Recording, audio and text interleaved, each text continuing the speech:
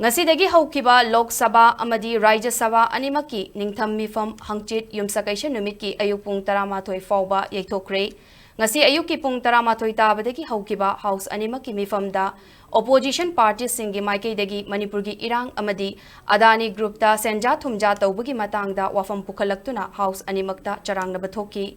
Nakalamaromda Prime Minister Narendra Modi na House Animakta session mapung fana Chatha Hankidabagidamag Pendaba Fongdoki, Ngasidagi Hauraga Mathang Thagi Tangkun Faoba Chathagadoriba, session Asigi Ngasi Ahoban Numita, Lok Sabha Hana member Oiramba Laikidraba Singi Mafamda Awawa Fongdoki, Madugi Matung, opposition Gi Maikaidagi Kolau Kaya Lauba Marakta, Ngasigi Numit Yungba Pung Taranitoy Faoba, Lok Sabha Speaker Leinana Meefam Yeiothokkhre.